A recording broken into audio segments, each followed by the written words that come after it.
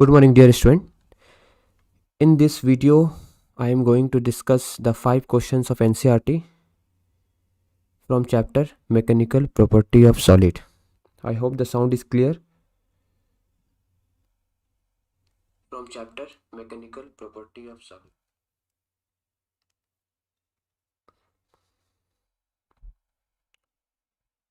Okay. So the first question is, you can see the first question of NCERT 9.1. What is written?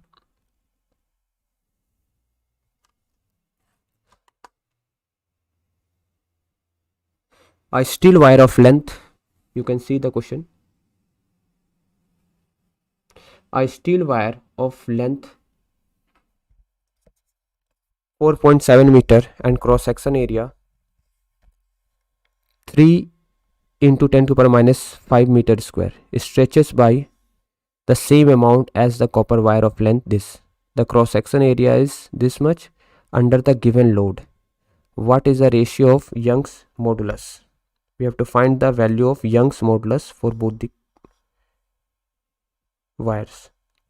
So we know that the value of Young's modulus, what is the formula for Young's modulus? As you know, write down. Young's modulus is equal to y is equal to Young's modulus. Young's modulus क्या होता है?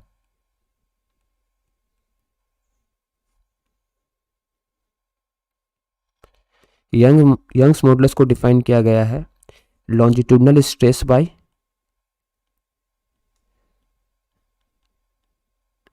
Longitudinal strain.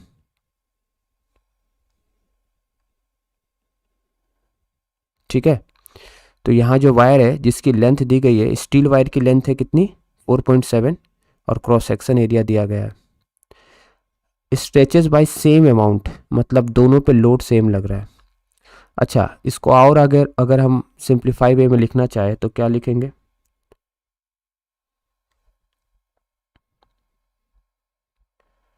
Stress का formula क्या होता है? Force upon area, resisting force per unit area. और strain का formula होता है लॉन्जिट्यूडनल स्ट्रेन का change in length upon original length. तो यहां पर देखो कांस्टेंट क्या क्या है. स्ट्रेचेस बाय सेम अमाउंट मतलब डेल्टा एल कांस्टेंट है, एलोंगेशन कांस्टेंट है.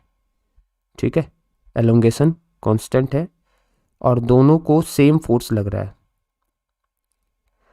ठीक है, ये भी क्वेश्चन में मेंशन है. अंडर गिवन लोड यानी लोड कांस्टेंट है. लोड का मतलब होता है यानी दोनों वायर में जो फोर्स लग रही है, दो वायर है दिख रहा है आपको, ये वायर और ये वायर, दोनों में सेम फोर्स लग रही है एफ और दोनों का एलोंगेशन का मतलब होता है डेल्टा एल. डेल्टा एल को क्या कहते हैं? एलोंगेशन. ठीक है, दोनों में एलोंगेशन सेम है, एलोंगेशन सेम है और फोर्स सेम है. और हमें यंग्स मॉडुलस दोनों का निकालना. अगर ये स्टील वायर है और ये कॉपर वायर है तो हमको दोनों का निकालना है. स्टील वायर की लेंथ ज़्यादा है तो इससे हम सेकंड वाले को स्टील वायर कहेंगे और फर्स्ट वाले को क्या कहेंगे? Copper wire. दोनों की यंग्स मॉडुलस हमको निकालनी. यंग्स मॉडुलस का मतलब होता है longitudinal stress by longitudinal strain.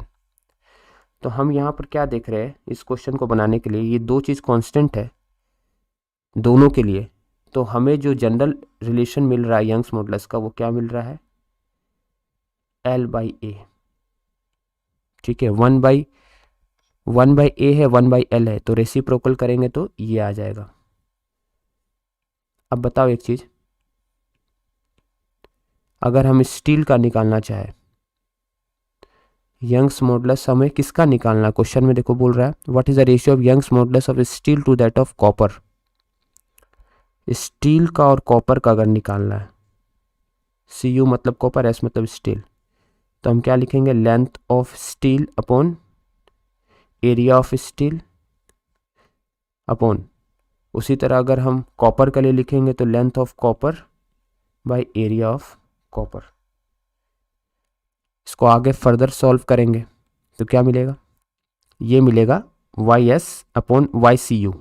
ठीक है, और ये चेंज हो जाएगा LS by AS into AC है ना, ऊपर नीचे हो जाएगा ये, बाई LCU। अब सब वैल्यू दिया गया है क्वेश्चन में, देखो आप अगर आप वैल्यू को पुट कर दोगे इसमें तो आंसर आ जाएगा। दोनों की वैल्यू दी गई है, देखो लेंथ ऑफ स्टील वायर कितना है 4.7, ठीक है।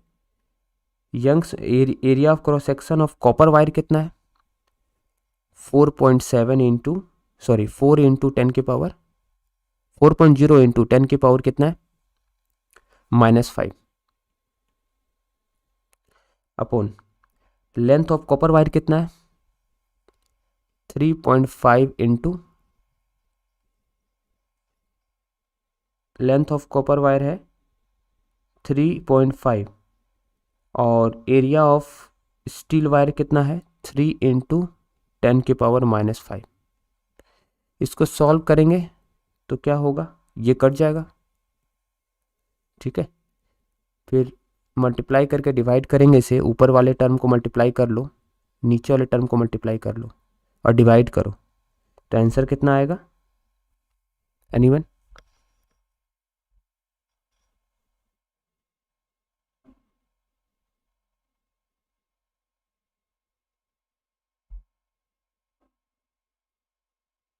हाँ 1.79, very good, the answer is 1.79, very good, answer आएगा 1.79, दैट इज अप्रोक्सीमेटली 1.8। तो किसका यंग्स मॉडुलस ज़्यादा है, बताओ किसका यंग्स मॉडुलस ज़्यादा निकला है, कॉपर का कि स्टील का? स्टील का, ठीक है। चलो अब आते हैं दूसरा क्वेश्चन में, क्वेश्चन नंबर 2।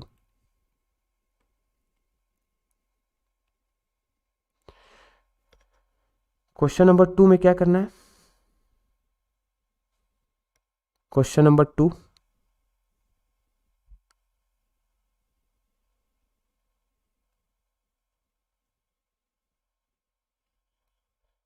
क्वेश्चन नंबर 2 में क्या करना है,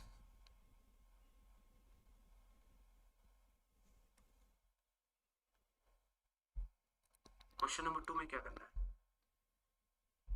देखो यहां पर बोल रहा है कि एक ग्राफ दिया गया है, किसके बीच का ग्राफ है, स्ट्रेस और स्ट्रेन के बीच का ग्राफ दिया गया है, ठीक है। और हमें बोला जा रहा है कि what are the Young's modulus and approximate yield strength. तो यंग्स मॉडुलस का डेफिनेशन होता है स्ट्रेस बाय स्ट्रेन यानी स्लोप। यंग्स मॉडुलस क्या होता है, स्लोप होता है।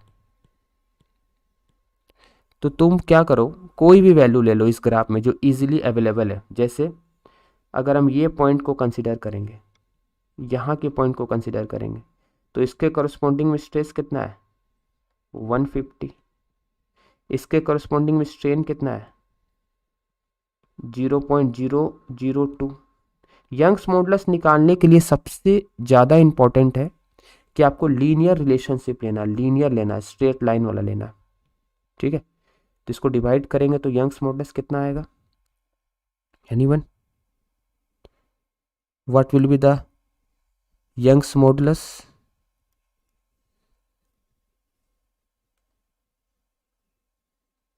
डिवाइड करो इसको,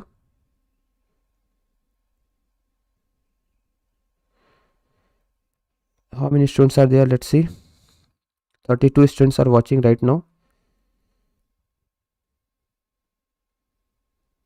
okay, 75,000, is it correct?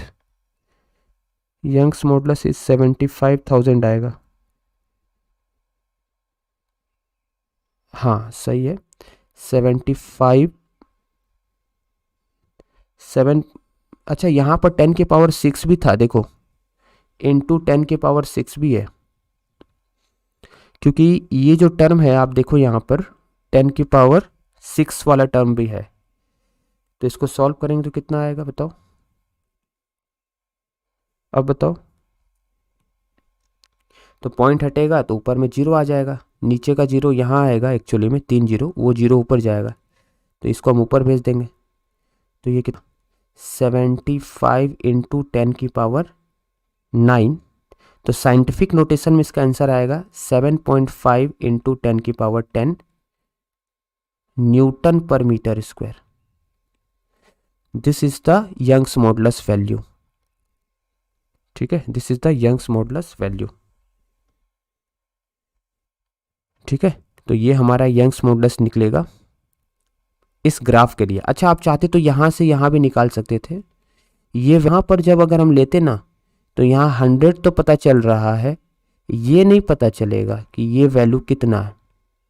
इसलिए हम ऐसा वैल्यू को लेते हैं जो हमें इजीली अवेलेबल हो जाए। जैसे इस पॉइंट को अगर हम कंसिडर करते हैं, तो यहाँ से ये इजीली 150 इंटू 10 की पावर 6 अवेलेबल है, और यहाँ पर 0.002 अवेलेबल है। इसलिए हम ये पॉइंट को कंसिडर किए। ये पॉइंट को क्यों नहीं कंसिडर किए? क्योंकि यहाँ हमको इजीली अवेलेबल नहीं है ग्राफ में, फिर हमको अप्रोक्सीमेट आंसर आएगा। ये तो अवेलेबल है, लेकिन इधर वाला अवेलेबल नहीं है। इस पॉइंट के लिए सेम सही था, इसलिए हमने ये वाला पॉइंट कंसिडर किया है। बी पार्ट है यील्ड स्ट्रेंथ। हम बताए थे यील्ड स्ट्रेंथ हम कह सकते हैं किसी भी ग्राफ में यील्ड स्ट्रेंथ जो होता है वो होता है मैक्सिमम स्ट्रेस। तो मैक्सिमम स्ट्रेस कितना है? देखो ये यहाँ तक तो कुछ है, ये लगभग यहाँ तक है, तो इसको हम क्या मान लेते हैं? 300। सेकंड का आंसर है, बी का आंसर होगा 300 इंटू 10 की पावर 6 न्यूटन पर मीटर स्क्वायर। एक बात हमेशा याद रखना है आपको कि यील्ड स्ट्रेंथ जो होता है वो लीनियर ग्राफ जहाँ खत्म होता है और जो मैक्सिमम पिक आता है उसको हम यील्ड स्ट्रेंथ कहते हैं। एक होता है अल्टीमेट स्ट्रेंथ, जो तुम पढ़ोगे थोड़ी देर बाद, ठीक है, लेकिन वो अभी 11th में इसको इंक्लूड नहीं किया है, इंजीनियरिंग में है। लेकिन यील्ड स्ट्रेंथ जो होता है वो मैक्सिमम स्ट्रेस होता है, ठीक है, स्ट्रेस स्ट्रेन कर्व में। तो यहाँ पर यील्ड स्ट्रेंथ ये वाला पॉइंट आ रहा है, और ये पॉइंट के करस्पॉन्डिंग में स्ट्रेस कितना है? ये स्ट्रेस है 300, इसलिए इसका आंसर होगा 300 इंटू 10 की पावर 6। यहाँ पर 10 की पावर 6 भी है। चलो नेक्स्ट क्वेश्चन में आते हैं, 3 नंबर। आवाज आ रही है क्लियर? समझ में आ रहा है सभी को? Please right your name everyone.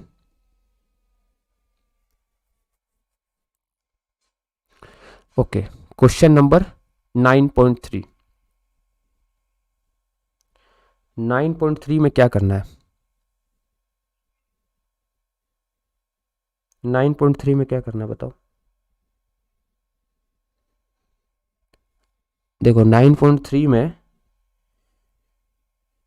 हाँ, वान्या, हर्षित, गजेंद्र सिंह, सृष्टि, रौनक, वरुण, काव्या, लिसा, पलक, महिमा, हाँ रिकॉर्ड भी कर ले रहे ताकि तुम इसको दोबारा देख पाओ। अल्फिजा, पुष्पेंद्र, कार्तिक, वृतांश, यशवर्धन सैनी, मणि, हर्ष, यशस्वी, निखिल, अल्फिजा, सालिन, आर्या, पुष्पेंद्र, श्रुति, विवेक, यशस्वी, विदिका, दिव्यांग, सलोनी, मोक्षित, सिमोन, तनिषा, सानिध्य। Okay, very good. तो ये 9.3 में क्या करना है हमें? स्क्रीन पूरी क्लियर है, समझ में सबको आ रहा है? 9.3 में क्या करना है? लकी सिंह, बताओ। 9.3 में देखो यहाँ पर दिया गया है स्ट्रेस स्ट्रेन कर्व दिया गया है दो मटेरियल का, एक मटेरियल ए है और दूसरा मटेरियल बी है। दो मटेरियल का स्ट्रेस स्ट्रेन कर्व दिया गया है, और हम लोग से पूछ रहा है which material has greater Young's modulus. किसका यंग्स मॉडुलस ज्यादा होगा? तो यंग्स मॉडुलस जिसका ज्यादा होगा उसका स्लोप ज्यादा होगा। तो देखो ज्यादा एंगल कौन बना रहा है, ये वाला, ए वाला कि बी वाला? ये बताओ, ए ज्यादा एंगल बना रहा है कि बी ज्यादा एंगल बना रहा है? ज्यादा स्टीपर कौन है? Divya Bansal is also there. ज्यादा एंगल कौन बना रहा है, ए की बी? ए। तो जिसका स्लोप ज्यादा होगा, ठीक है। देखो देखा जाए तो यील्ड स्ट्रेस इसका कम है और इसका यील्ड स्ट्रेस ज्यादा है। एक चीज याद रखना, यहां पर यील्ड स्ट्रेस होता है एक, और एक होता है अल्टीमेट स्ट्रेस। अल्टीमेट स्ट्रेस, तो अल्टीमेट स्ट्रेस इसका ज्यादा है, देखा जाए तो ये वाले का ज्यादा अल्टीमेट स्ट्रेस, ठीक है, और यील्ड स्ट्रेस इसका ज्यादा है। जहाँ लीनियर रिलेशन खत्म होती है, इसका वाई यील्ड स्ट्रेस इसका ज़्यादा है। जहाँ लीनियर रिलेशन खत्म होती है, और इसकी लीनियर रिलेशन कहाँ खत्म हो रही है, देखो ये ऐसे जा रहा है, यहीं खत्म होगा यहीं पर, और इसकी लीनियर रिलेशन काफ़ी ऊपर तक जा रही है, तो इसका यील्ड स्ट्रेस ज़्यादा है, लेकिन अल्टीमेट स्ट्रेस इसका ज़्यादा है। लेकिन हमें यहाँ अल्टीमेट स्ट्रेस और यील्ड स्ट्रेस नहीं पूछा है, हमें ये पूछा गया है कि ये दोनों मटेरियल में किसका यंग्स मॉडुलस ज़्यादा है। तो जिसकी भी एंगल ज़्यादा होगी उसकी यंग्स मॉडुलस ज़्यादा होगी। तो ये ज़्यादा एंगल बना रहा है, इसलिए इसका यंग्स मॉडुलस क्या होगा, ज़्यादा होगा। ठीक है। और दूसरी बात मैंने आपको बताई कि यील्ड स्ट्रेस और अल्टीमेट स्ट्रेस में क्या डिफरेंस होता है। यील्ड स्ट्रेस वो मैक्सिमम स्ट्रेस है जब कोई भी मटेरियल लीनियर उसका पार्ट खत्म होता है और उसके बाद जो स्ट्रेस डेवलप होता है, मतलब maximum stress after linear deformation, उसको हम यील्ड पॉइंट बोलते हैं। कोई भी डिज़ाइन होती है तो यील्ड स्ट्रेस के अकॉर्डिंग होती है, हम आगे नहीं जाते। ठीक है, यील्ड पॉइंट तक ही हम मशीन डिज़ाइन करते हैं। अल्टीमेट स्ट्रेस आप इंजीनियरिंग में पढ़ोगे, अभी इसको पढ़ने की ज़रूरत नहीं है। अभी सिर्फ इतना जान लो, यील्ड स्ट्रेस जो होगा वो जहाँ लीनियर स्ट्रेस खत्म होता है, देखो यील्ड पॉइंट इसका कहाँ है, यहाँ है, और इसका यील्ड पॉइंट कहाँ है, यहाँ है। लेकिन अल्टीमेट स्ट्रेस कहाँ है, यहाँ है अल्टीमेट स्ट्रेस, और इसका अल्टीमेट स्ट्रेस तो है ही नहीं, इधर होगा, कम होगा। ठीक है, तो इस क्वेश्चन में इसका ए वाले का यंग्स मॉडुलस ज़्यादा होगा। सेकेंड बताओ, इज स्ट्रॉन्गर मटेरियल। जिसकी यंग्स मॉडुलस ज़्यादा होगी वो स्ट्रॉन्गर मटेरियल होगा। ठीक है, जिसकी यंग्स मॉडुलस ज़्यादा होगी वो स्ट्रॉन्गर मटेरियल होगा, वो ज़्यादा स्ट्रॉन्ग करेगा, वो ज़्यादा स्ट्रॉन्ग है। जैसे इसके बाद वाले क्वेश्चन में आपको समझाएंगे हम ऐसा क्यों हुआ। तो इसका भी आंसर ए होगा और इसका भी आंसर ए होगा। करेक्ट।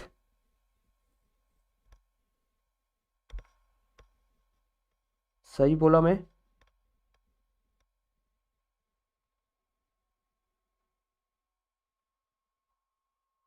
चलो क्वेश्चन नंबर 4।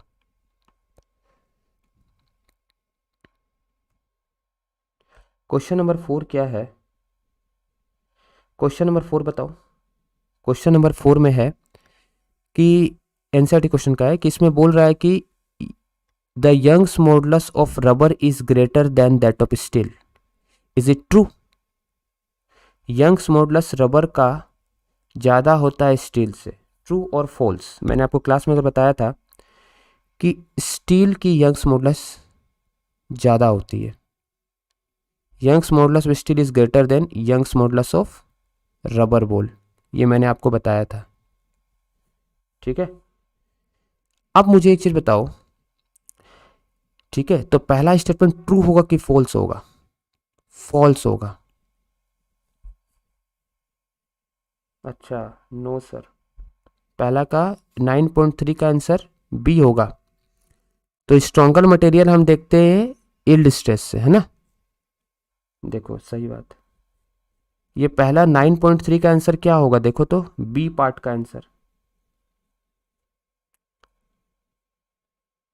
9.3 का बी का आंसर क्या होगा, ए होगा मटेरियल या बी होगा मटेरियल।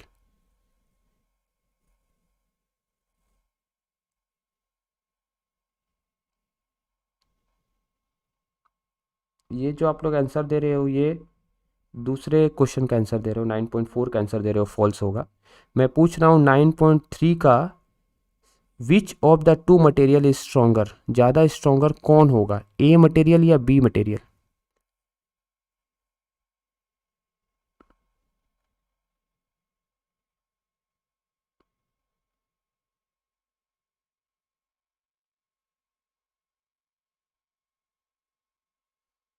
पलक बताओ, मटेरियल ए या material B. Material A. Gajendra Singh बोल रहा मटेरियल बी, ऐसा नहीं बोलो। आंसर क्या दिया देखो, ए दिया है कि बी दिया है।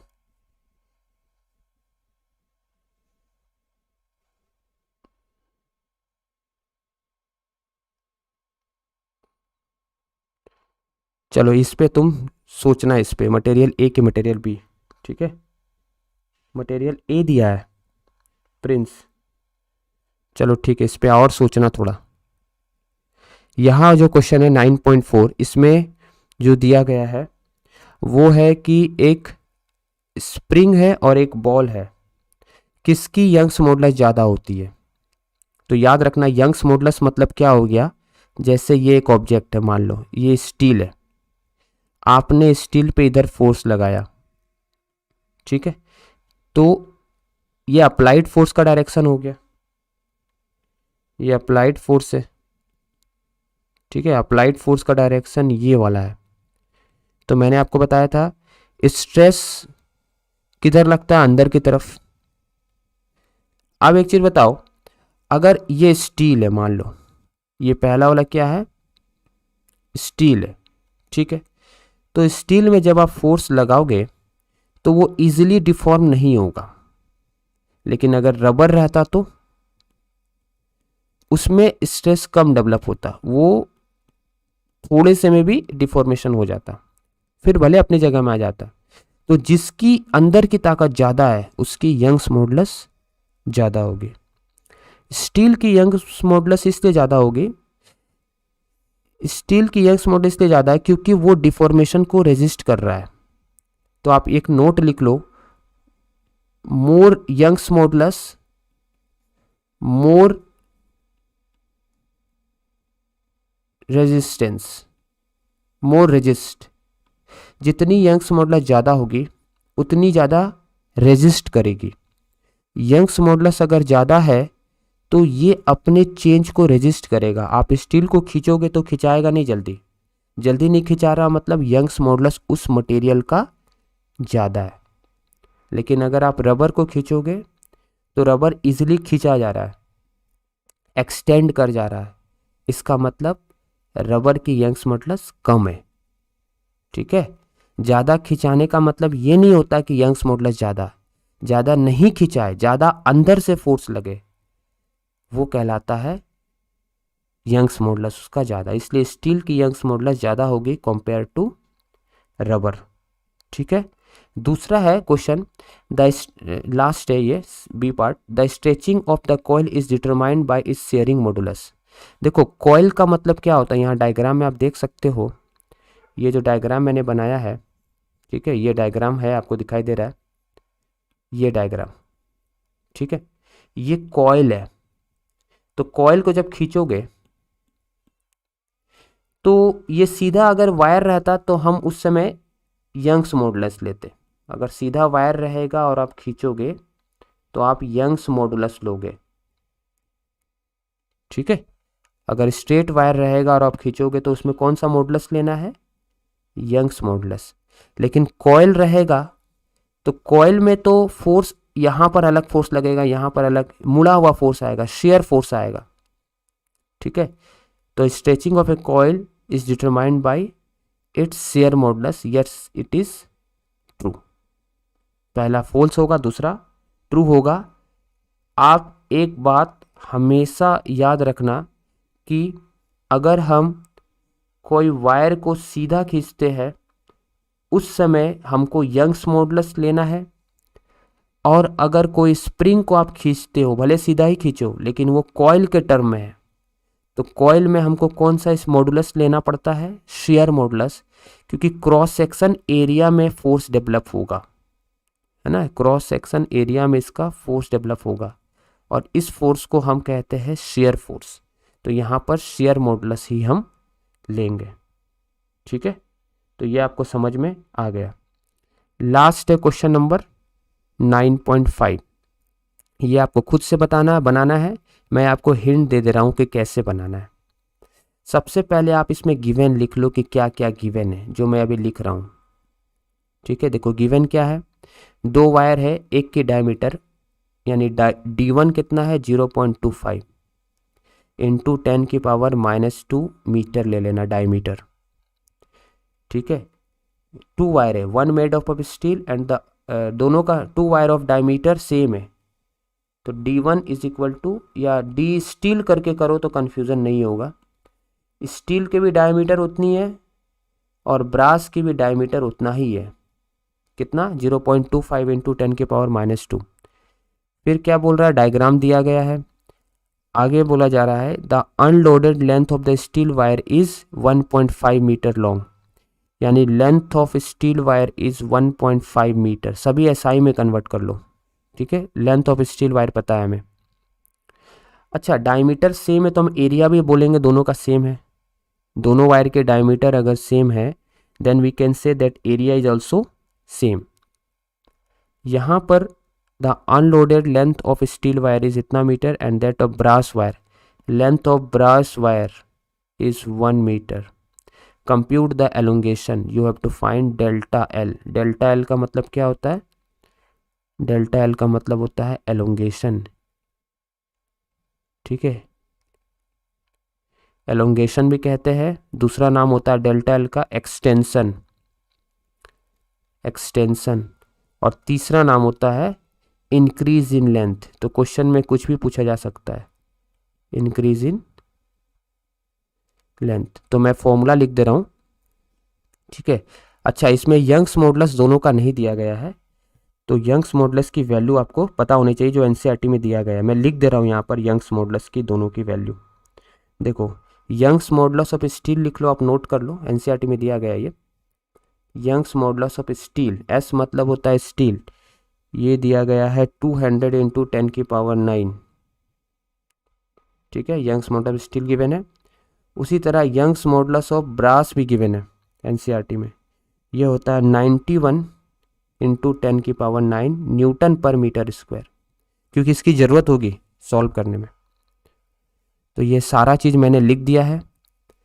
एक चीज़ याद रखना, जब डायमीटर सेम होता है तो एरिया भी दोनों का क्या होगा, एरिया क्या होगा बताओ, एरिया होगा दोनों वायर का सेम, ठीक है।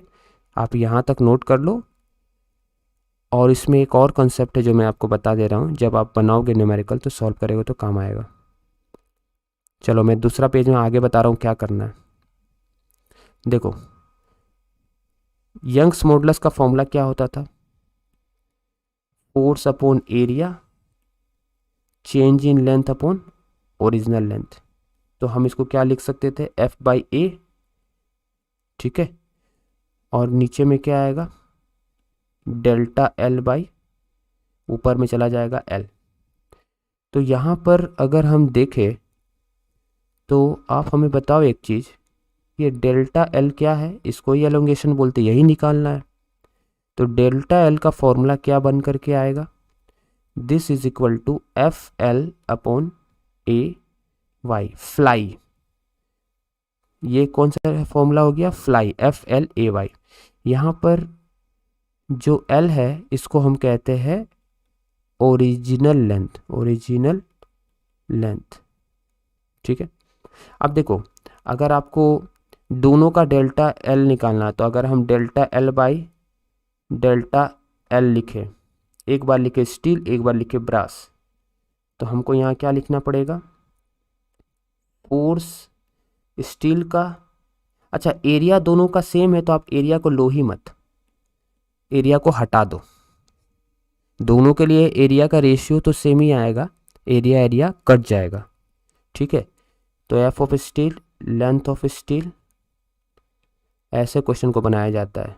एल ऑफ स्टील अपॉन क्या बचा, वाई ऑफ स्टील। उसी तरह नीचे क्या आएगा, force on brass, length of brass wire divide by Young's modulus of brass. तो ये फॉर्मूला हमारे पास आ गया। तो जनरलाइज फॉर्मूला क्या होगा, मैं लास्ट में लिख दे रहा हूँ, therefore delta L by delta L SB is equal to FL, ठीक है, Y SSS into YB upon FB/LB। ये फॉर्मूला में आपको सब वैल्यू पुट करना है। अब बात करते हैं यंग्स मॉडुलस, तो हम आपको बता दिए दोनों का, लेंथ भी बता दिए, लेकिन फोर्स नहीं बताया है। फोर्स की वैल्यू कहाँ से मिलेगी, फोर्स ऑन स्टील, फोर्स यानी लोड अप्लाइड, यहाँ पर इसमें फोर्स क्या लग रहा है, ये वाले वायर में क्या फोर्स लग रहा है, ये भी लगा रहा नीचे की तरफ, ये भी लगा रहा नीचे की तरफ। तो ये वाले वायर में, स्टील वायर में नीचे भी लग रही है 4 kg के कारण मास, और ये 6 kg का भी लग रहा है। तो मैं डायरेक्ट यहीं लिख दे रहा हूँ, ठीक है, इसको रब करके यहाँ मैं लिख दे रहा हूँ, force on steel wire is equal to mg। Force का फॉर्मूला क्या होता था, mg। लोड का फॉर्मूला क्या होता था, mg। तो यहाँ m कौन है, 4 kg है, और नीचे है 6 इंटू g, ठीक है। ये होगा फोर्स ऑन स्टील वायर। ये आपको बहुत ध्यान से करना है ये क्वेश्चन को, है ना। फोर्स का फॉर्मूला क्या पढ़े थे, फोर्स यानी लोड, नीचे लगता है mg। तो टोटल स्टील वायर में एक 4 kg भी लगेगा और एक 6 kg, दोनों के कारण लगेगा। तो ये हो जाएगा 10 इंटू जी 9.8, इतना न्यूटन फोर्स।